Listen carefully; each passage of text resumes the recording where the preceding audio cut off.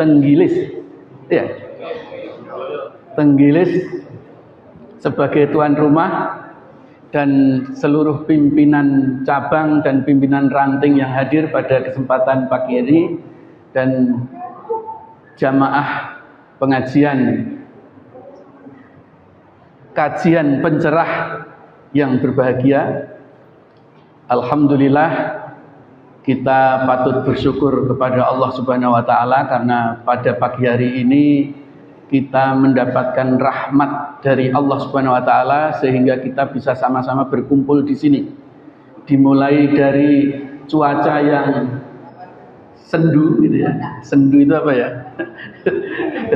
Gerimis-gerimis sedikit ya, tapi insya Allah membuat kita lebih segar. Kita diantarkan bisa berkumpul di masjid yang insya Allah membawa keberkahan dan kerahmatan untuk kita semua.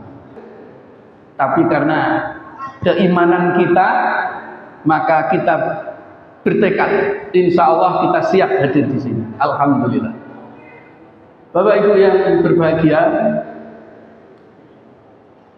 pada pagi hari ini saya mendapatkan kesempatan, kehormatan untuk bisa memberikan materi pengajian, kajian pencerahan yang diselenggarakan secara rutin oleh PDM Majelis Tabligh, khususnya PDM Kota Surabaya. Saya kira ini sebuah tradisi, sebuah kebiasaan baik di tiap pekan keberapa ya?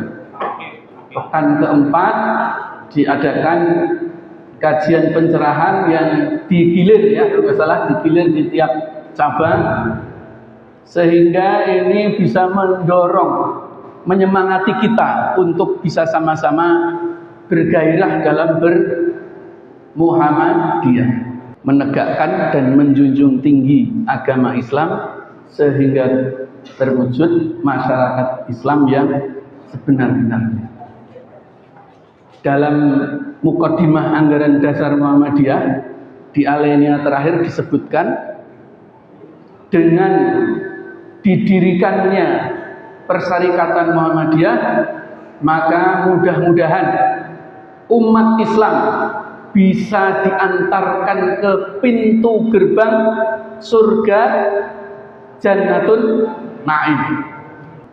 Jadi Bapak Ibu sekalian, kita semua bermuhammadiyah ini adalah dalam rangka tadi menegakkan dan menjunjung tinggi agama Islam, dan yang lebih penting lagi adalah kita akan bersama-sama diajak menuju pintu gerbang surga Jannatun Naim. Ada yang bertanya, kok cuma sampai pintu gerbang? Kenapa nggak masuk? Kenapa nggak masuk sekarang? Ya, masuknya kembali ke amal ibadah kita masing-masing, ya kan? Meskipun sudah jadi pimpinan Muhammadiyah, tapi kalau amal ibadahnya masih kurang, ya mungkin masuk pintu gerbangnya mungkin agak terhambat sedikit.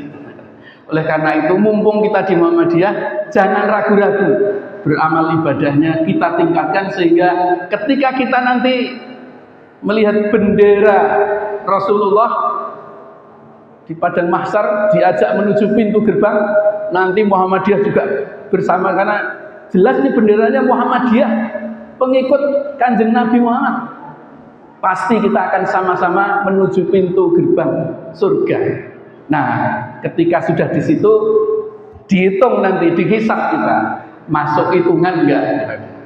Jadi sekali lagi, marilah kita meyakinkan diri kita bahwa dengan bermuhammadiyah kita, insya Allah kita akan menuju pintu gerbang surga Jannatun Naim, dan tidak hanya sampai di pintu gerbang, tapi benar-benar membuka dan masuk ke dalamnya. Amin. Nah, di surga itu katanya ada apa, kelas-kelasnya gitu ya. Yang tertinggi apa ya? Firdaus ya. Ya, nanti soal masuk klaster mana atau masuk apa namanya, kelas mana, yaitu kembali lagi kepada amal ibadah kita masing-masing. Ini sesuai dengan ayat 133 kalau nggak salah dalam surat Ali Imran, wasari'u ila maghfiratin min rabbikum wa jannah ardhuhas samawati wal ard uiddat lil muttaqin. Bersegeralah kamu kepada ampunan, ridho dan ridho Allah, dan karena kita mendapatkan ampunan dan ridho Allah, kita akan memasuki jannah, memasuki surga yang luasnya seluas langit dan bumi, samawat wal ard. Ini menarik. Kenapa kok tidak bumi dulu baru langit? Ini menarik. Kenapa kok ayatnya menyebutnya samawat wal ard? Kenapa kok padahal kan bumi lebih kecil daripada langit? Ini artinya surga yang disediakan untuk kita semua lil muttaqin itu luasnya sangat tidak terhitung. Jadi kira-kira surga itu luasnya tidak terhingga. Jadi jangan khawatir kalau kita mengajak sebanyak-banyaknya orang di muka bumi ini untuk masuk surga, tidak akan pernah tidak cukup. Karena insya Allah akan selalu terbuka surga itu. Jadi ayat ini sesungguhnya memberikan sinyal kepada kita, jangan khawatir. Allah itu menyediakan surga yang sangat luas, dan itu semua untuk lil muttaqin, untuk orang-orang yang bertakwa. Oleh karena itu, karena kita sudah punya modal Islam, modal iman, maka harus kita tingkatkan lagi modalnya pada takwa. Karena dengan ketakwaan itulah kita nanti akan masuk ke surga Jannatul Naim tadi, sebagaimana yang menjadi tujuan dari Persyarikatan Muhammadiyah. Insya Allah nanti kita akan bulan November ini, sebentar lagi kita akan milad yang ke-113. Usia yang kalau ukuran manusia itu usia yang sudah lanjut, tetapi karena ini organisasi bukan seperti manusia. Organisasi itu kalau dalam kategori Quran itu disebutkan organisasi itu sebagai ummah. Jadi ada dua kategori kematian dalam Quran itu. Kematian individu dan kematian ummah. Kalau kematian individu, kullu nafsin dha'iqatul maut. Setiap jiwa pasti akan mengalami kematian. Kalau kematian umat, likulli ummatin ajal. Setiap umat ada ajalnya. Tetapi kematiannya berbeda. Kalau kematian individu itu ada ukurannya, ukuran maksimalnya. Insya Allah umatnya Nabi Muhammad ini berapa usianya? Rata-rata antara 60 sampai 70. Ada yang mungkin dapat bonus ya. Itu kalau ukuran manusia. Tapi kalau ukuran ummah ini tidak ada batas batas pastinya. Ummah itu ibaratnya kelompok ya, kelompok manusia, bisa organisasi, bisa sebuah bangsa, bisa sebuah perusahaan besar, misalnya korporasi dan sebagainya. Nah, kematian umat itu nggak ada batasannya. Contoh Inggris ya, sebagai sebuah entitas kerajaan itu usianya sampai sekarang sudah 1000 tahun lebih. Inggris itu berdiri tahun 974 atau 73 kalau nggak salah. Artinya ketika kita bicara umat, maka ada batasnya. Nah, alhamdulillah Muhammadiyah ini sudah memasuki usia 113. Jadi untuk ukuran umat kalau dibandingkan Inggris ya masih jauh. Kita baru 1/10 mungkin malah kurang. Jadi kalau saya ditanya kira-kira Muhammadiyah kapan usianya? Wallahu alam bishawab. Tapi sebagai orang Muhammadiyah saya berharap Muhammadiyah itu nanti insya Allah sampai akhir zaman ya. Sebagai orang Muhammadiyah pengennya begitu. Istilah kelakarnya Buya Syafi'i Ma'arif dulu, kelakarnya itu besok kiamat, hari ini kita masih rapat. Tentu kita berharap itu, ya kan? Tetapi sekali lagi itu semua tergantung dari ikhtiar kita. dari ikhtiar kita. Nah, setidaknya ada 4 hal yang perlu menjadi perhatian kita supaya kita tidak segera mati. Yang pertama, kemampuan untuk menyesuaikan diri. Jadi organisasi ini harus pandai-pandai menyesuaikan diri dengan situasi zaman. Ya, kalau zaman dulu pengajian nggak ada pakai mic begini ya kan, Bapak Ibu sekalian. Coba kalau kita misalnya kolot gitu ya, nggak boleh pakai mic. Kira-kira bagaimana pengajian sebanyak ini mau mendengarkan? Kan nggak bisa. Nah, ada teknologi, kita menyesuaikan dengan teknologi. Dulu nggak ada kendaraan, naik motor, naik mobil ya kan. Apa kita mau tetap jalan kaki dari rumah? Ya pasti akan lebih sedikit lagi. Jadi kita harus bisa menyesuaikan diri. Kemampuan untuk menyesuaikan diri penting.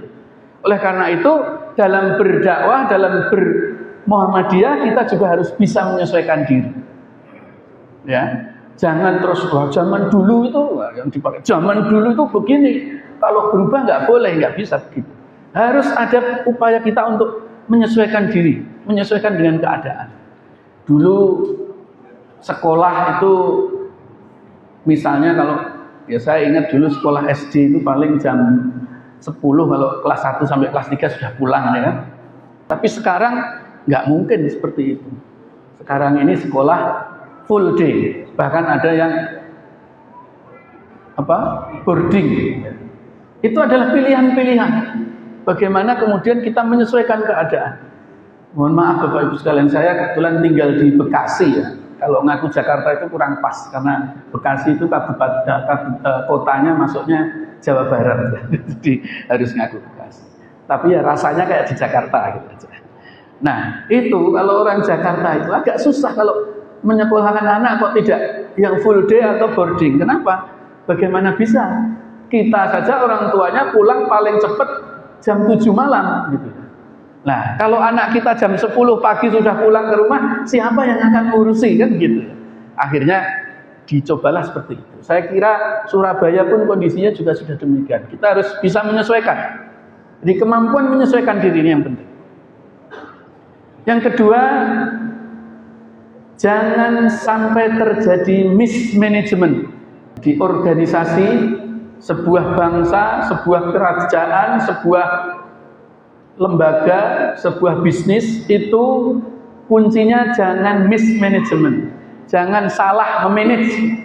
Karena kalau salah memanage, hancurlah bisnis itu, hancurlah negara itu, hancurlah organisasi itu.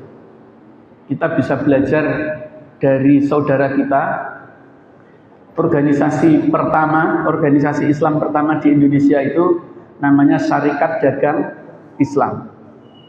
Lalu kemudian berubah nama menjadi Syarikat Islam. Itu dulu lebih besar dari Muhammadiyah. Tapi kemudian karena dalam perkembangannya mengalami saya boleh mengatakan ada mismanagement yang kemudian berkembang pada konflik. Ini nanti masalah berikutnya ya. Akhirnya meskipun sampai sekarang Syarikat Islam masih ada, tapi perkembangannya mungkin tidak seperti zaman dulu. Dalam catatan sejarah, Syarikat Islam itu pernah mencatat anggota sebanyak 2,5 juta pada zaman itu. Tapi sekarang kondisinya sudah mungkin dibandingkan Muhammadiyah sudah agak jauh tertinggal. Jadi ini persoalan yang kedua, jangan mismanagement. Nah, persoalan yang ketiga, jangan konflik. Jangan konflik. Mari kita upayakan organisasi kita ini tetap dijaga. Konflik itu sesuatu yang manusiawi sebenarnya. Karena biasanya perbedaan-perbedaan itu membawa konflik. Tetapi kita harus bisa memanage konflik itu. Sehingga konflik itu tidak berarah pada perpecahan. Nah, ketika kita sudah berpecah belah, maka disitulah ambang kehancuran. Banyak negara yang saya kasih contoh dari Yugoslavia itu pecah karena konflik. Mungkin kalau yang adik-adik sekarang nggak ngerti ya ditanya Yugoslavia. Yang kelahiran tahun 90-an itu nggak ngerti kalau ditanya Yugoslavia. Tapi mungkin yang kelahiran sebelum itu mungkin tahu Yugoslavia. Yugoslavia itu dulu pemimpin yang terkenal namanya Broz Tito. Termasuk salah satu pelopor negara non-blok bersama Bung Karno. Ketika Broz Tito meninggal, terjadilah perpecahan di antara bagian-bagian dari bangsa Yugoslavia itu. Mungkin kita ingat dulu ada perang Bosnia-Herzegovina. Bosnia-Herzegovina ini adalah entitas Muslim di Yugoslavia yang kemudian ketika ingin merdeka akhirnya dimusuhi atau diperangi oleh bangsa yang lebih besar namanya Serbia, sehingga akhirnya terjadi genocide, pembunuhan besar-besaran orang Yugoslavia, orang Bosnia-Herzegovina. Nah, akhirnya Yugoslavia pecah seperti itu. Karena apa? Karena konflik, karena perpecahan. Nah, ini mudah-mudahan Muhammadiyah tidak mengalami seperti itu. Nah, yang terakhir, yang penting juga menjadi perhatian kita, jangan sampai tidak bisa melakukan regenerasi. Ini kunci juga. Yang keempat, alhamdulillah kalau saya lihat di sini jamaahnya beragam. Saya terus terang Bapak Ibu sekalian, kalau diundang pengajian itu saya suka mengabsen. Mengabsen itu pengen tahu jamaahnya ini umurnya paling tua berapa, paling muda berapa, gitu ya. Saya lihat tadi paling muda itu ada namanya kebetulan sama saya, namanya Mas Izul, ya. Putranya Pak Maliki ya. Itu usianya kalau nggak salah baru 3 tahun ya. Iya. Jadi ada generasi paling muda mungkin, atau ada mungkin yang lebih muda lagi kali ya. Usia tertua berapa ini saya tidak tahu. Ya. Yang lain macam-macam, ada yang mungkin 70-an, ada yang 60-an, ada yang 50-an kayak saya gitu ya. Mas Arifan berapa? Sama ya. Seangkatan kita. Ada yang 40-an, 30-an. Nah, begitu banyak pengajian yang isinya merata, maka insya Allah regenerasinya berjalan. Tapi kalau mohon maaf nih, pengajian kok yang datang 60-an tahun ke atas, wah ini diragukan. Alamat ini. Alamat ini. Nah, alhamdulillah di sini saya lihat beragam, semuanya ada dari generasi tua sampai generasi muda. Ya, sehingga saya bisa memastikan insya Allah regenerasi di minimal di PDM Surabaya ini berjalan dengan baik. Bapak Ibu sekalian, Surabaya ini oleh Kiai Haji Ahmad Dahlan termasuk menjadi, ya kalau saya boleh katakan spesial bagi Kiai Dahlan dalam dakwah Kiai Dahlan menyebarkan Muhammadiyah. Kenapa? Gitu. Bukan karena bukan karena mudah, gitu. Bukan karena mudah. Karena kita tahu semua basis kekuatan Islam itu terbesar ini ya di Surabaya dan sekitarnya, Jawa Timur. Gitu. Maksudnya kiai-kiai besarnya banyak dan sebagainya. Tapi justru Kiai Dahlan itu kalau kita lihat dakwah beliau itu selain di Jawa Tengah dan sekitarnya itu, beliau sering ke Jawa Timur. Ada 2 tokoh di Jawa Timur yang sangat menjadi perhatian oleh Kiai Dahlan. Yang pertama HOS Cokro Aminoto. Beliau adalah pemimpin Syarikat Islam. Yang kedua Kiai Haji Mas Mansur. Kalau melihat usia, Kiai Dahlan itu kelahiran kalau nggak salah 1868 atau 69. Kemudian HOS Cokro Aminoto itu kalau nggak salah kelahiran 1888. Jadi selisihnya mungkin 20 tahunan ya. Lebih tua Kiai Dahlan. Kemudian Kiai Haji Mas Mansur lebih muda lagi. Beliau kalau nggak salah kelahiran 1896. Jadi selisihnya mungkin sekitar 30 tahun dengan Kiai Dahlan. Jadi Tetapi Kiai Dahlan justru ke Jawa Timur, khususnya ke Surabaya ini, tertarik pada dua orang ini. Ibaratnya punya perhatian ke dua orang.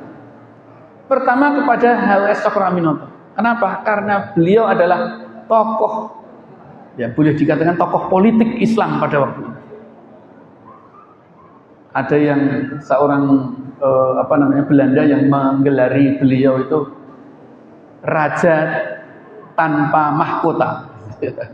Karena beliau punya, tadi saya sebutkan, pada zamannya Syarikat Islam itu anggotanya 2,5 juta pada zamannya, pada waktu itu ya. Jadi bisa dibayangkan. Jadi Kiai Haji Ahmad Dahlan sangat concern. Setiap ada dakwah ke Jawa Timur dan sekitarnya, beliau selalu mampir ke rumah H.W.S. Cokroaminoto untuk berdiskusi, berdialog dan sebagainya. Jadi hubungan Kiai Dahlan dengan H.W.S. Cokroaminoto sangatlah dekat.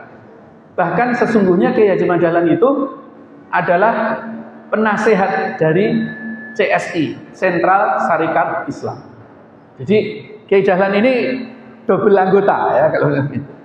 Tidak cuma double, bahkan mungkin triple atau bahkan lebih banyak lagi. Kiai Dahlan itu selain Muhammadiyah, beliau itu di Syarikat Islam. Beliau juga penasehat Budi Utomo. Beliau juga anggota Jamiatul Khairat. Jadi beliau ini memang sengaja banyak sekali interaksinya luas gitu. Beliau bergaul dengan semua pihak. Jadi itulah karakter Kiai Dahlan. Dan Kiai Dahlan peduli pada yang jauh lebih muda tadi. H.W.S. Cokroaminoto itu 20 tahun di bawah beliau. Berarti kan usianya masih sangat muda. Didatangi oleh Kiai Dahlan. Beliau istilahnya kalau sekarang itu silaturahmi atau sowan gitu ya. Coba bayangkan, kira-kira terbayang nggak dalam pikiran kita orang yang lebih tua, senior, sowan ke yang lebih muda. Itu dilakukan oleh Kiai Dahlan. Nah, dan ini di kemudian hari terbukti.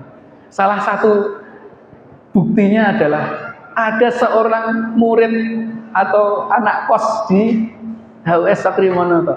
Kebetulan Pak Cokro ini kan ininya banyak ya.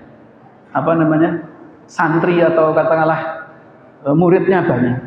Nah, murid-muridnya ini ketika Kiai Dahlan datang, itu mereka juga ikut menemui. Nah, salah satu muridnya adalah Insinyur Soekarno yang kemudian jadi Presiden Republik Indonesia.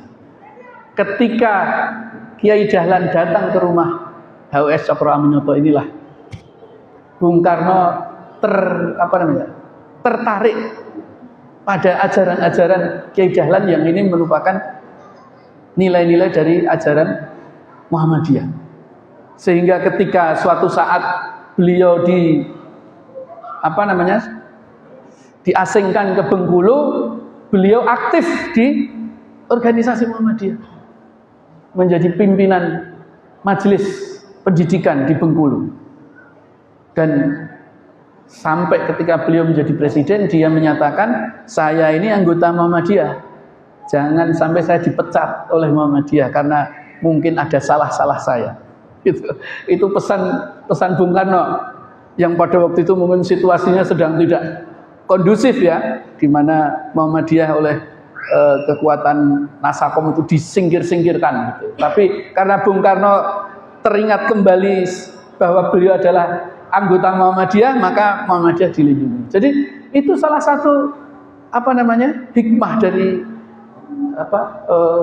Kiai Dahlan ketemu dengan H.W.S. Cokroaminoto. Dan pada waktu itu memang hampir semua orang Muhammadiyah itu adalah sekaligus juga anggota Syarikat Islam. Jadi boleh saya katakan Syarikat Islam yang lebih dulu lahir itu kemudian menjadi salah satu jalur untuk berkembangnya dakwah Muhammadiyah. Itulah salah satu hikmah yang diperoleh ketika Kiai Dahlan sangat aktif dan sangat menjalin komunikasi yang baik dengan H.W.S. Cokroaminoto. Kemudian yang kedua, tokoh yang lebih muda lagi adalah Kiai Haji Mas Mansur yang usianya 30 tahun lebih muda dari Kiai Haji Ahmad Dahlan.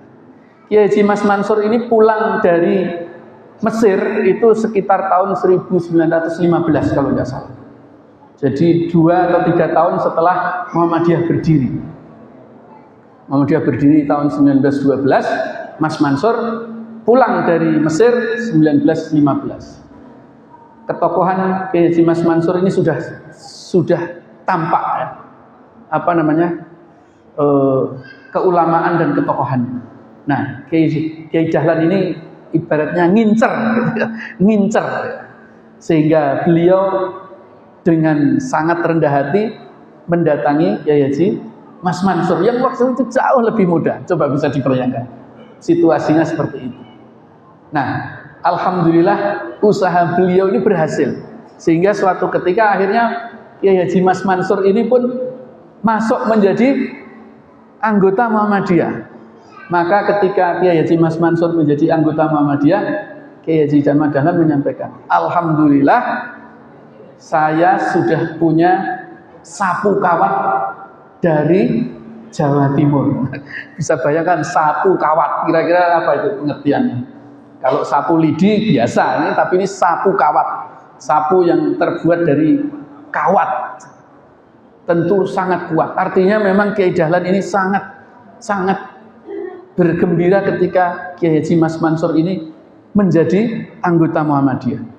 Dan itu terbukti karena pada periode berikutnya, 4 periode kepemimpinan berikutnya, Kiai Haji Mas Mansur menjadi ketua atau sekarang ketua umum Hofbestur Muhammadiyah. Jadi kalau melihat sejarah ini, saya katakan Surabaya ini menjadi tempat yang luar biasa, menjadi perhatian Kiai Haji Ahmad Dahlan. Oleh karena itu bersyukurlah Bapak Ibu sekalian berada di Surabaya ini, ya.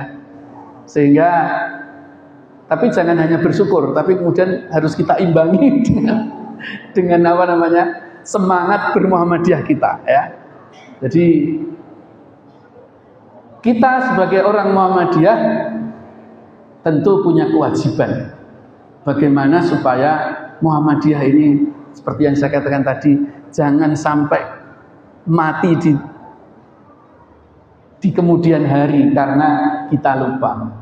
Oleh karena itu tadi saya ingat yang disampaikan oleh pimpinan cabang waktu ngobrol-ngobrol tadi, dari 4 ranting, 1 ranting aktif, 1 ranting kurang aktif, 2 ranting mati, gitu ya.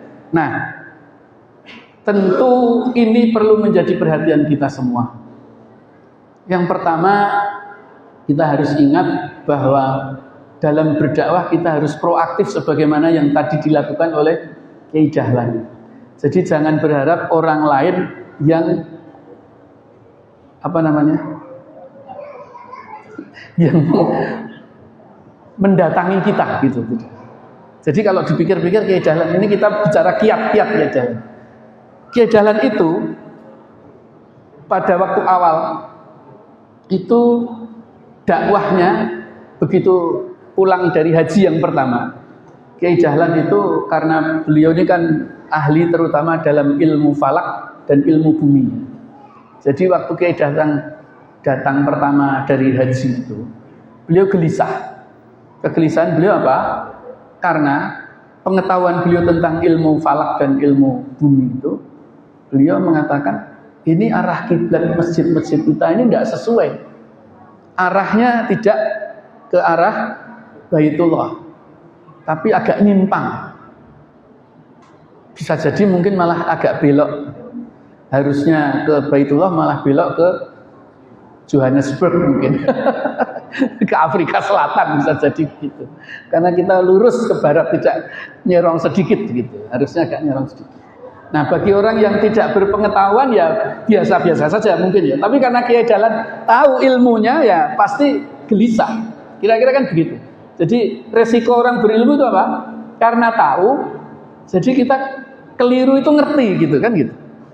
Ya Bapak Ibu sekalian, kalau misalnya disuguhi minuman yang ya mohon maaf nih, umpamanya kayak saya ini yang kolesterolnya tinggi misalnya disuguhi minuman yang kira-kira nanti berdampak ke kolesterol. Yang kalau yang nggak tahu diminum saja kan gitu. Tapi yang tahu, wah nggak boleh gitu. Kira-kira seperti itu.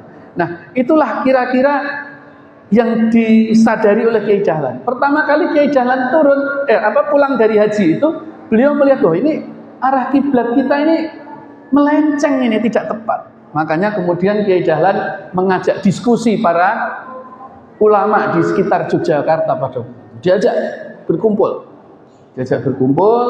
Kiai Dahlan menyampaikan, ini saya mau cerita Kiai Dahlan supaya kita punya perspektif ya. Jadi ketika awal beliau datang tadi, kemudian dia mengumpulkan para kiai-kiai, para ulama, diajak berdiskusi masalah itu. Kegelisahan beliau bahwa sesungguhnya kiblat kita ini tidak tepat gitu. Tetapi para ulama ini bermacam-macam pandangannya. Ada yang setuju, tapi banyak juga yang ini. Oh ya, terima kasih. Dengan doa sekalian. Oh iya. Yang kemudian ada juga yang mengatakan nggak apa-apa lah. Yang penting pokoknya kan sholatnya mengarah ke sana, soal keliru-keliru sedikit ya nggak apa-apa lah gitu. Nah, tapi sebagai orang yang berilmu, Kiai Dahlan gelisah. Nah, akhirnya Kiai Dahlan dengan murid-muridnya ini kemudian akhirnya berusaha sendiri untuk menyesuaikan arah kiblat. Tapi yang namanya anak muda ini semangat, mereka mengubah arah kiblat di Masjid Kauman, Masjid Keraton lah gitu kira-kira. Inilah yang kemudian menjadi heboh sehingga Kiai Dahlan hampir dikatakan dianggap makar. Kiai Dahlan dianggap makar. Akhirnya Kiai Dahlan dipanggil oleh Sultan. Dimintai klarifikasi, atau sebenarnya kalau dalam bahasa, kalau Sultan nggak klarifikasi, mau diadili sebenarnya, Kalau benar-benar makar ya mungkin entah dibunuh, entah diapa gitu. Nah, dipanggillah Kiai Dahlan ke keraton, dan kemudian Kiai Dahlan bisa menjelaskan dengan baik apa yang menjadi tujuan beliau, dan ternyata raja atau sultan sangat apresiatif. Maka Kiai Dahlan mendapatkan 2 hadiah. Hadiah yang pertama, beliau mendapatkan istri. Jangan kaget ya. Jadi yang namanya raja kan begitu. Jadi Kiai Dahlan diberi istri oleh keraton. Ada 1 istri beliau yang memang keturunan keraton. 1, yang kedua beliau dihajikan kembali untuk yang kedua dengan anak beliau, Haji Sirot namanya. Akhirnya beliau berangkat haji yang kedua. Pulang haji yang kedua inilah beliau sudah mulai punya kebijaksanaan lah, bahwa tidak mungkin kalau kita mengubah masyarakat langsung dengan seperti yang kita inginkan. Kalau masyarakatnya belum punya pengetahuan, maka yang utama adalah bagaimana kita memberi pencerahan, kita memberi pendidikan. Dan itulah yang kemudian dilakukan oleh Kiai Dahlan. Kiai Dahlan langkah pertama adalah mendirikan pendidikan, menyelenggarakan pendidikan. Jadi kalau Muhammadiyah berdiri 1912, maka pendidikan Muhammadiyah itu lahir justru setahun sebelumnya, 1911. Jadi kalau boleh kita katakan, Muhammadiyah ini sesungguhnya bukan tujuan Kiai Dahlan, tapi konsekuensi. Cara Kiai Dahlan supaya pendidikannya, dakwahnya ini tetap berjalan dengan baik. Karena waktu itu ada pertanyaan dari muridnya, Kiai Dahlan, kalau nanti Kiai Dahlan sudah tidak ada, siapa yang melanjutkan sekolah ini? Siapa yang akan melanjutkan proses pendidikan ini? Apakah anak-anak Kiai Dahlan? Ya kalau bisa, kalau enggak gimana? Nah, karena enggak ada jawaban, akhirnya diusulkan supaya didirikanlah organisasi Muhammadiyah. Jadi organisasi Muhammadiyah itu pada awalnya untuk menopang pendidikan. Jadi wajar kalau kemudian di mana-mana Muhammadiyah itu identik dengan lembaga pendidikan. Dan itulah yang dilakukan oleh Kiai Dahlan. Jadi Bapak Ibu sekalian, pendidikan itu penting untuk kita bisa meneruskan ide, meneruskan gagasan, meneruskan niat kita. Jadi kalau tujuan Muhammadiyah itu tadi menegakkan dan menjunjung tinggi agama Islam, tapi kita tidak mengembangkan lewat pendidikan, ya berat. Gimana caranya? Tidak melakukan dakwah, tidak melakukan kegiatan-kegiatan tabligh, ya sulit untuk kita bisa lakukan. Jadi ini yang dilakukan oleh Kiai Dahlan. Ya.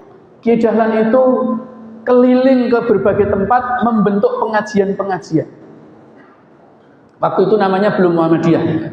Macam-macam, ada yang saya lupa nama-namanya, itu lucu-lucu, menarik-menarik itu.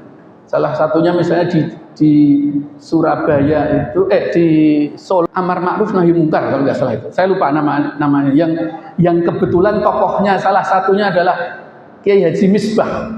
Kiai Haji Misbah ini di kemudian hari menjadi tokoh komunis, ya. Komunis tapi yang beragama Islam, maksudnya masih kiai, ya. Karena pada waktu awal-awal komunis ini yang dipandang sebagai gerakan yang masih sejalan dengan Islam pada waktu itu. Dipandang seperti itu. Nah, Kiai Misbah ini termasuk salah satu yang menjadi murid atau katakanlah menjadi pionir dakwah di Surakarta. Jadi banyak. Kiai Dahlan ini punya jamaah-jamaah. Jadi beliau tuh keliling, bukan kalau umumnya kiai kan didatangi oleh santri-santrinya, enggak. Kiai Dahlan tuh keliling. Jadi progresif, dakwahnya proaktif gitu ya. Nah, inilah yang harus menjadi ciri khas kita. Nah, bersyukur cabang Surabaya ini PDM-nya keliling ya, dari cabang ke cabang. Jadi kalau perlu ya mungkin misalnya nih cabang mana Tenggilis, ya nanti mungkin di satu tempat meskipun tempatnya di cabang Tenggilis tapi masjidnya jangan yang ini, yang lain lagi gitu ya. Karena apa? Ini bagian dari dakwah kita supaya semuanya bisa ikut merasakan. Nah, kira-kira seperti itu. Kiai Dahlan itu berdakwah berkeliling. Itu ciri dakwah yang kedua. Selain pendidikan tadi, beliau yakin bahwa Islam atau ajaran Islam itu harus didakwahkan, harus diajarkan dengan proaktif, tidak menunggu, tidak pasif. Dan karena sikap beliau itulah akhirnya Muhammadiyah sangat cepat berkembang di seluruh Indonesia. Yang ketiga, yang mungkin tadi sudah saya singgung, Kiai Dahlan itu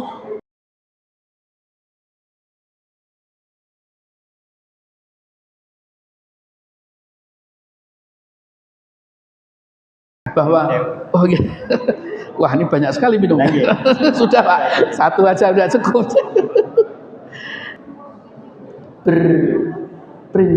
Bukan berprinsip, menyadari bahwa kalau generasi tua saja yang diajak diskusi itu mereka sudah punya mindset, sudah punya pola pikir yang sudah susah untuk berubah gitu ya. Kalau sudah tua seperti saya ini sudah tua kategorinya ya. Secara usia, secara pemikiran itu agak susah kalau berubah. Diajak berdiskusi itu mungkin bisa jadi menerima tapi nggak mau berubah, itu banyak yang seperti itu, ya kan? Ya ini contoh nih, kemarin baru saja di PP itu diusulkan supaya Muhammadiyah itu mengeluarkan sukuk, tahu ya sukuk? Sukuk itu hutang. Jadi selama ini Muhammadiyah itu kan hutangnya lewat bank, ya, lewat bank. Nah, sebenarnya ada instrumen lain namanya sukuk. Jadi sukuk ini bisa lebih sederhana, tidak harus melalui instrumen bank, tapi bisa langsung ke perorangan atau lembaga. Ada instrumen yang dibangun. Jadi sukuk ini salah satu instrumen hutang yang syariah. Dan alhamdulillah di Indonesia sudah banyak sebenarnya yang mengeluarkan sukuk. PP Muhammadiyah kemarin mendapat usulan untuk mengeluarkan bagaimana kalau Muhammadiyah mengeluarkan sukuk juga dalam rangka supaya pertama ada upaya untuk menambah, karena selama ini kita hanya mengandalkan perbankan ya, dan itu ada syarat-syarat dan resiko yang mungkin lebih panjang gitu. Nah, tapi sekali lagi ya tadi, karena kita ini orang, ya saya boleh mengatakan orang tua gitu ya. Mungkin kita secara pemikiran oke, gitu ya. Secara gagasan oke. Tapi untuk mempraktekannya masih belum.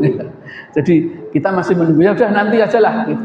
Jadi belum bisa diputuskan untuk bisa dilaksanakan. Tapi itulah kira-kira gambaran bahwa pemikiran-pemikiran perubahan itu memang akhirnya bisa diterima oleh generasi yang lebih muda.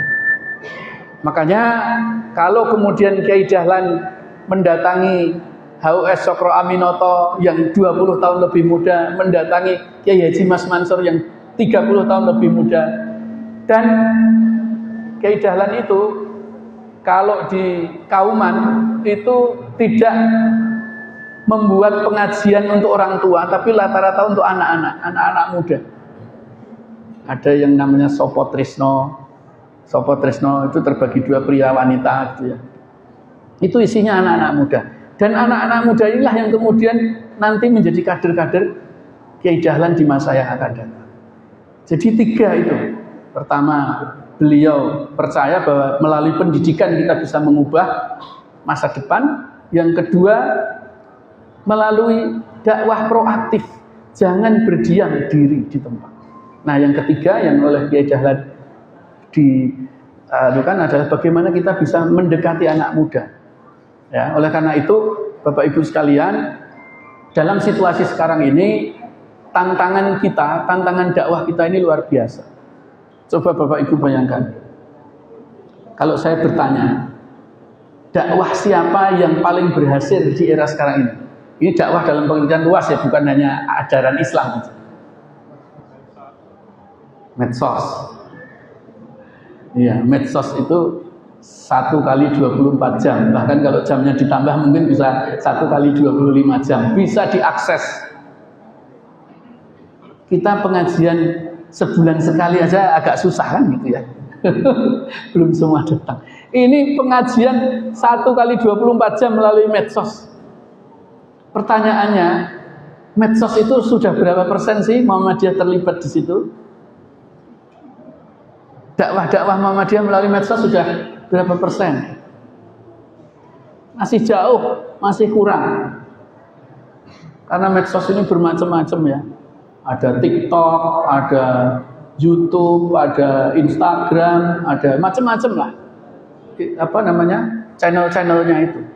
Dan ini mohon maaf, kita masih belum terlalu masuk ke dalamnya untuk mengisi. Nah, sekarang ini dakwahnya isinya ya lebih banyak dakwah-dakwah dalam tanda kutip, bukan mengajak kepada kebaikan menuju jalan kebenaran, tapi justru malah kebalikannya. Bukan menuju surga, tapi malah menuju neraka. Itulah dakwah medsos sekarang ini. Jadi bisa kita bayangkan kalau anak-anak kita yang tiap hari pegang handphone, sekarang ini usia berapa ya pegang handphone? Bahkan ada bayi yang masih belum bisa jalan pun sudah sama orang tuanya, kalau biar nggak nangis dikasih handphone. Inilah, jadi dakwah kita melalui media sosial harus kita kembangkan juga. Kemudian dakwah yang lebih kreatif juga. Pengajian ini termasuk salah satunya bentuk. Tapi dakwah itu tidak hanya pengajian. Oleh karena itu majelis tabligh harus menyadari itu. Jangan kemudian merasa sudah sukses kalau pengajiannya tiap bulan, tiap minggu, tiap hari ada. Karena itu hanya salah satu metode sebenarnya. Tapi banyak metode-metode lain yang harus kita kembangkan. Nah, disinilah perlu kreativitas kita, kemampuan kita untuk bisa kemudian mengembangkan dakwah. Nah, Bapak Ibu sekalian, Kiai Dahlan pada waktu itu termasuk orang yang sangat inovatif dalam berdakwah. Salah satu yang mungkin waktu itu dianggap inovasi luar biasa adalah Kiai Dahlan itu pengajiannya atau sekolahnya tidak model sorogan ya. Kalau dulu kan model sorogan, kiai berdiri duduk terus santrinya gantian. Kiai Dahlan mengembangkan model klasikal yang bisa menyampaikan langsung ke murid-murid dalam jumlah yang lebih banyak. Ini menurut saya pada waktu itu, kalau sekarang ya kita melihatnya biasa-biasa saja. Pada waktu itu terobosan yang sangat luar biasa. Karena ketika Kiai Dahlan melakukan itu, Kiai Dahlan malah dikafir-kafirkan. Karena dianggap meniru Belanda, meniru orang Belanda yang notabene adalah kafir atau bukan Islam. Bagaimana kita dalam berdakwah harus lebih inovatif. Tidak hanya satu model yang mohon maaf klasik, yang ya tetap dipertahankan yang klasik, tetapi kemudian kita harus juga upayakan yang lebih lebih kontemporer lagi.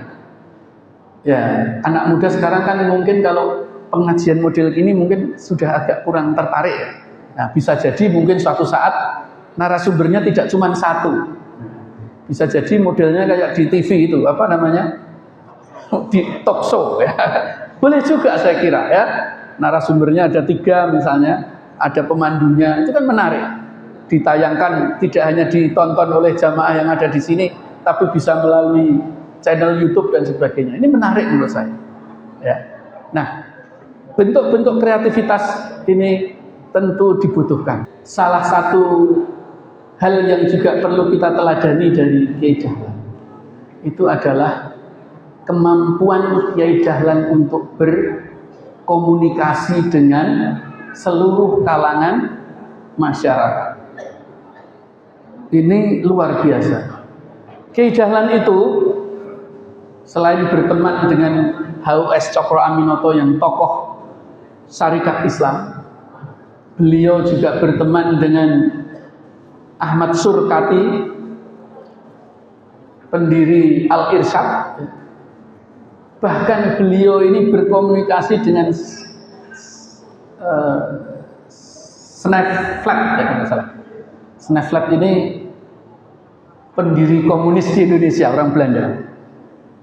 Beliau juga berkomunikasi. Kiai Dahlan juga berkomunikasi dengan para pastor dan pendeta. Kiai Dahlan juga berkomunikasi dengan para tokoh-tokoh nasionalis. Oh ya, saya belum menyinggung salah satu tokoh juga dari Jawa Timur, Surabaya, yaitu Dr. Sutomo. Dr. Sutomo itu meskipun tidak langsung berinteraksi dengan Kiai Haji Ahmad Dahlan, tetapi beliau sepulang dari Belanda setelah mengambil pendidikan spesialis pada waktu itu sekitar 1925 setelah Kiai Dahlan wafat ya. 1923 maaf. Kiai Dahlan pas wafat, setelah wafat Kiai Dahlan. Dr. Sutomo itu berdialog dengan Kiai Haji Mas Mansur yang waktu itu sudah jadi tokoh Muhammadiyah. Bisa kita bayangkan Dr. Sutomo yang meskipun seorang muslim tetapi memang pandangannya adalah pandangan nasionalis dan mungkin agak kejawen gitu. Tetapi berdialog dengan Kiai Haji Mas Mansur yang kemudian akhirnya Dr. Sutomo ini menjadi pendukung Muhammadiyah, di mana saya kira sudah tahu harusnya orang Surabaya ya, PKU Muhammadiyah yang pertama didirikan oleh Kiai Dahlan itu pada kalau nggak salah 15 Februari 1923 di Yogyakarta. PKU yang kedua atau klinik yang kedua yang didirikan oleh Dr. Sutomo di Surabaya 1924. Jadi kita bisa bayangkan seorang Dr. Sutomo yang tokoh Budi Utomo itu kemudian dengan penuh kesadaran menjadi penasehat Muhammadiyah di bidang kesehatan dan merintis berdirinya PKO yang kedua di Surabaya. Jadi ini semua kenapa? Keterbukaan dakwah Muhammadiyah. Jadi mohon maaf Bapak Ibu sekalian, jadi orang Muhammadiyah itu jangan kuper, takut bergaul gitu, enggak ya. Kiai Dahlan itu dengan pendeta bergaul, dengan tokoh-tokoh nasionalis bergaul, dengan bahkan tokoh komunis bergaul. Kalau nggak salah, dalam satu kongres itu pernah tokoh komunis, saya lupa, Semaun atau siapa itu diundang untuk apa namanya, ya berpidato lah atau menyampaikan tentang pikiran-pikiran komunis gitu. Bayangkan, bisa kita bayangkan ya situasinya pada waktu itu. Jadi Kiai Dahlan ini sangat terbuka dalam pengertian bukan kemudian beliau mudah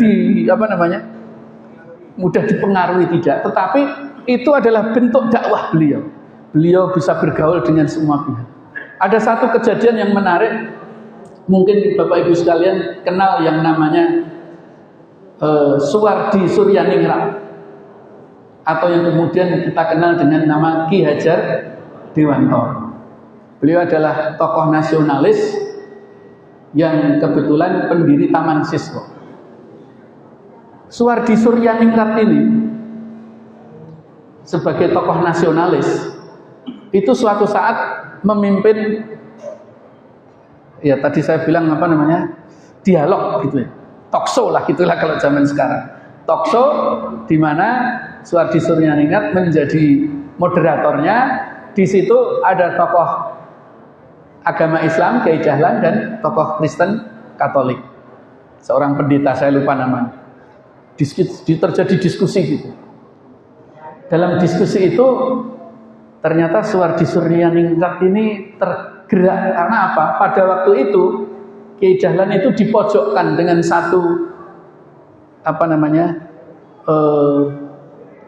ya mungkin salah satu ajaran Islam itu kan membolehkan poligami. Ini saya tidak dalam rangka membicarakan itu ya, tapi ini kita bicara sejarah. Jadi oleh pendeta ini diserang lah gitu. Wah, Islam begini gitu ya. Nah, justru yang membela siapa? Bukan Kiai Dahlan, tapi justru Suwardi Suryaningrat. Suwardi Suryaningrat menyampaikan, mohon maaf, saya ini pernah ke Belanda, pernah dididik di Belanda. Yang saya tahu, meskipun orang Belanda, orang Eropa itu tidak berpoligami, tetapi mereka mempraktekkan apa yang namanya samen leven, hidup kumpul kebo. Jadi menurut Suwardi Suryaningrat, Islam itu lebih bertanggung jawab daripada Eropa atau budaya Barat yang justru tidak tanggung jawab. Kenapa? Kalau ada samen leven atau kumpul kebo, kemudian melahirkan anak, anaknya nggak jelas tanggung jawab siapa. Karena orang tuanya atau bapaknya bisa saja lepas tangan. Tapi kalau Islam dibatasi hanya maksimal 4 ya. Kemudian kalau punya anak harus bertanggung jawab. Nah, itu Suwardi Suryaningrat yang membela. Dan kemudian Kiai Dahlan punya hubungan yang cukup istimewa dengan Suwardi Suryaningrat sampai kemudian ada gagasan mendirikan Taman Siswa. Ini dari Kiai Dahlan mengusulkan pada Suwardi Suryaningrat, karena kalau Muhammadiyah ini kan pangsa pasarnya orang-orang Islam gitu ya, orang-orang ya santri lah gitu, dan tidak bisa masuk ke wilayah yang abangan lah katakanlah gitu. Nah, Kiai Dahlan mendorong Suwardi Suryaningrat untuk mendirikan Taman Siswa yang itu juga bisa memberi kesempatan pada mereka yang mungkin masuk ke sekolah Muhammadiyah itu agak sulit gitu, agak sungkan. Nah, bisa Anda bayangkan Bapak Ibu sekalian, Bapak jamaah sekalian, Kiai Haji Ahmad Dahlan dengan Suwardi Suryaningrat itu punya hubungan yang baik juga. Nah, inilah ciri-ciri dakwah Kiai Dahlan ya. Nah, jadi kalau kita bicara ini, saya mau menyimpulkan dari ini keberlanjutan gerakan Muhammadiyah melalui penguatan ranting dan generasi muda, meskipun saya tidak secara spesifik yang mengatakan itu, tetapi Bapak Ibu sekalian, dakwah Muhammadiyah harus membutuhkan kreativitas, membutuhkan pikiran out of the box. Kemudian yang juga penting menjadi perhatian kita, ini yang membedakan saya kira dengan gerakan pada umumnya. Muhammadiyah itu adalah gerakan yang mandiri. Jadi meskipun Muhammadiyah ini tidak menutup partisipasi pihak lain, Sebagai salah satu contoh, Muhammadiyah itu pernah mendapatkan, tapi perlu saya sampaikan, Muhammadiyah salah satu cirinya adalah kemandirian. Bukan berarti kita menolak bantuan orang lain, tetapi semua yang dimulai Muhammadiyah, semua yang dirintis Muhammadiyah itu tidak mengandalkan orang lain, tapi berangkat dari masing-masing. Istilah bahasa manajemennya itu bottom up. Kita tidak top down. Jadi yang ada di Muhammadiyah ini kan semuanya berangkat dari bawah. Masjid ini apa pernah instruksi dari pimpinan pusat untuk mendirikan masjid sini? Kan nggak ada ya. Ini kan inisiatif dari ranting atau cabang yang kemudian bersama-sama bergerak untuk kemudian kita mendirikan bersama-sama. Saya ingat dulu waktu kecil saya di rumah itu ada yang namanya kotak amal kecil gitu ya, ditempel di dinding. Jadi nanti tiap sebulan sekali ada petugas dari pimpinan ranting atau pimpinan cabang datang untuk mengambil kotak amal itu. Pada waktu itu rencananya ingin membangun rumah sakit Aisyah. Kebetulan kampung saya Jepara. Alhamdulillah sekarang rumah sakit Aisyah Jepara sudah berkembang menjadi rumah sakit yang cukup baik di Jepara, dan itu berangkat dari yang seperti itu. Saya kira hampir sama lah. Nah, ini menurut saya jangan menunggu wali kota datang, jangan menunggu gubernur datang, tapi mari kita coba upayakan dengan kemandirian kita. Tapi kalau wali kota datang mau bantu ya jangan ditolak. Gubernur datang mau membantu jangan ditolak. Tetapi sekali lagi kita harus berangkat dari kemandirian kita, kesadaran kita. Insya Allah ketika kita berangkat dari tradisi sedikit demi sedikit lama-lama menjadi bukit, itu akan menjadi bagian dari ikhtiar kita menuju pintu gerbang surga Jannatul Naim yang tadi disebutkan dalam Muqaddimah Anggaran Dasar Muhammadiyah. Jadi itulah kira-kira dakwah melalui Muhammadiyah. Kadang-kadang ada yang bertanya, ini Muhammadiyah ini kok kayaknya jadi orang Muhammadiyah ini kok kayak enggak punya enggak kasihan gitu sama anak keturunannya. Coba bayangkan, orang wakaf tanah, orang wakaf gedung, orang wakaf uang dan sebagainya diserahkan ke Muhammadiyah, tidak diberikan ke anak keturunannya. Bahkan anak keturunannya sama sekali tidak titip, jadi guru pun tidak gitu ya kalau jadi sekolah. Tapi sekali lagi, dakwah yang kita kumpulkan bersama-sama lewat Muhammadiyah itulah yang fungsinya kan sangat luar biasa dampaknya. Jadi kalau kita ditanya, kira-kira Kiai Dahlan itu sekarang amal jariahnya berapa? Kalau dihitung, Kiai Dahlan itu menjelang wafat itu sudah tidak punya apa-apa, hanya punya rumah kecil dan musola, dan pesannya pun bukan pesan ini bagi-bagi waris, tapi kutitipkan Muhammadiyah padamu, tolong jaga Muhammadiyah, jangan hidup-hidupi Muhammadiyah, jangan mencari hidup di Muhammadiyah, tapi hidup-hidupilah Muhammadiyah. Itu pesan Kiai Dahlan, bukan kepada kita tapi kepada anak keturunan, pada istri dan anak. Tapi karena bagus kita pakai. Kiai Dahlan pesannya seperti itu. Karena Kiai Dahlan sudah nggak punya harta yang lain. Yang diresmikan Kiai Dahlan mungkin bisa dihitung dengan jari. Ada sekolah, ada klinik, ada rumah singgah dan sebagainya. Mungkin nggak banyak, jumlahnya belum banyak. Tapi kalau Kiai Dahlan sekarang misalnya ini, malaikat ada yang datang ketemu Kiai Dahlan, terus Kiai Dahlan dikasih kamu pengen tahu nggak kira-kira amal jariahmu kayak apa? Kira-kira Bapak Ibu membayangkan berapa jumlah amal jariah Kiai Dahlan? Luar biasa. Sekolah Muhammadiyah itu selama masih berdiri, selama masih ada murid, itu amal jariahnya masuk ke Kiai Dahlan tanpa mengurangi amal-amal yang terlibat setelah di sekolah itu. Masjid ini selama masih ada jamaahnya, selama masih ada pengajiannya, maka insya Allah Kiai Dahlan pun ikut dapat cipratan amal jariah.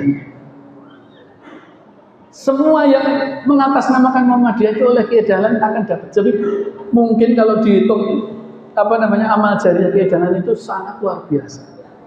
Bapak Ibu pun demikian. Kalau di Muhammadiyah mungkin bisa jadi anak-anak kita tidak dapat warisan yang banyak karena kita sudah diserahkan untuk Muhammadiyah, diwakafkan atau bahkan energinya diberikan. Tapi insya Allah amal jariahnya melalui Muhammadiyah itu akan sangat luar biasa tanpa mengurangi amal jariah yang lain. Itulah amal jariah berjamaah yang sudah kita lakukan bersama-sama. Maka insya Allah Bapak Ibu sekalian, sekali lagi jangan ragu-ragu di Muhammadiyah. Jangan ragu-ragu beramal ibadah di Muhammadiyah. Karena sebagai gerakan jamaah, insya Allah kita akan mendapatkan manfaatnya tidak sekarang ini, tapi insya Allah di akhirat nanti. Maka kalau ada yang bilang, kenapa kok semboyannya wal takum minkum ummatu yad'una ilal khair wa ya'muruna bil ma'ruf wa yanhauna 'anil munkar wa ulaika humul muflihun. Ayat ini menarik sebenarnya Bapak Ibu sekalian. Wal takum minkum, adakanlah di antaramu. Pertanyaan saya, kalau ayat itu menunjukkan jumlah banyak atau sedikit? Bisa banyak, bisa sedikit, tapi sesungguhnya bagiannya sedikit itu. Karena adakanlah di antara sebagian di antara kamu. Nggak usah nunggu semuanya, ya kan? Jadi nggak harus nunggu seluruh orang ikut, tapi kalau cuma 2 orang yang mau ikut, ya ayo segera. Kalau cuma 5 yang ikut, ya ayo segera. 10, nggak usah nunggu harus banyak-banyak. Kita harus segera mulai tanpa harus menunggu banyak. Semakin banyak, alhamdulillah. Tapi kalaupun tidak banyak, kita insya Allah tetap wa ulaika humul muflihun. Jadi ayat ini sesungguhnya mengandung pesan yang sangat luar biasa. Kita itu menjadi orang yang beruntung meskipun jumlah kita nggak banyak. Meskipun jangan kemudian terus udahlah Muhammadiyah nggak usah cari jamaah yang banyak-banyak, cukup sedikit saja. Ya nggak gitu juga. Ya. Kita tetap harus mengajak, karena perintahnya mengajak ya. Jangan terus merasa cukup, sudah banyak, udah nggak perlu lagi ditambah. Kita harus selalu tambah. Karena tadi semakin kita bertambah, insya Allah ibarat air mineral tadi, kita akan mengumpulkan semakin banyak kekuatan kita. Nah, itulah kekuatan Muhammadiyah, kekuatan jamaah kita. Dengan kekuatan jamaah maka insya Allah Muhammadiyah bisa berkembang. Memang ini yang menurut saya menjadi ciri khas. Jadi kalau ada yang kemudian menyebutkan Muhammadiyah ini organisasi terkaya nomor 4 di dunia. Menurut data, tanah Muhammadiyah itu baik wakaf maupun atas nama persyarikatan itu 3 kali atau 2 kali Pulau Bali. Jadi kalau dikumpulkan itu jumlahnya Pulau Bali kali 2 atau kali 3. Jadi luar biasa. Dan itu atas namanya Muhammadiyah, bukan atas nama perorangan. Ada organisasi lain yang jumlahnya besar, banyak, tapi atas namanya masing-masing yayasan. Jadi ya beda gitu. Kalau ini memang atas nama persyarikatan, nggak ada atas nama pribadi, nggak ada. Nah itulah yang kemudian menjadi wasilah kita, karena dengan kebesaran kekuatan jamaah itulah yang kemudian kita nanti, ya memang kalau dari sisi itu mungkin benar juga kita kaya, tapi kalau dari segi benar Muhammadiyah uangnya tersimpan di bank bertumpuk-tumpuk, ya ternyata enggak juga, karena rata-rata uang Muhammadiyah uang yang jalan terus gitu ya. Enggak pernah diem uangnya, sudah ngumpul sedikit bangun apa, ngumpul sedikit nanti dipakai buat apa lagi, tidak pernah benar-benar uang yang berhenti. Uangnya selalu bergerak terus untuk dakwah, untuk kegiatan, untuk mensejahterakan umat, untuk menolong umat. Dan itulah yang kita lakukan. Jadi Bapak Ibu sekalian, sekali lagi mudah-mudahan yang kita ikhtiar ini, yang kita ikhtiarkan bersama ini, yang dirintis oleh Kiai Dahlan, mari kita lanjutkan dan mudah-mudahan, ya mungkin ini seperti sabda Nabi itu ya. Dan Nabi bersabda, kalau besok kiamat, maka sekarang kamu punya tanaman, tanamlah. Kira-kira seperti itu. Artinya kita tidak pernah boleh berputus asa, tidak boleh tidak berbuat. Meskipun kita yakin besok kiamat kan sudah nggak ada kemungkinan, tapi kita harus tetap melakukan. Nah, itulah kira-kira semangat kita dalam ber-Muhammadiyah. Nah, marilah kita akhiri. Sudah cukup ya? Sudah cukup. Kita akhiri pengajian ini dengan berdoa bersama. A'udzubillahi minasyaitonirrajim. Bismillahirrahmanirrahim. Alhamdulillahirabbil alamin hamdan yuafi ni'amahu wa yukafi mazidah ya rabbana lakal hamdu kama yanbaghi li jalali wajhikal karim wa azimi sultanik. Rabbana la tu'akhidna in nasina aw akhtana. Rabbana la tahmil alaina isran kama hamaltahu 'alal ladzina min qablina.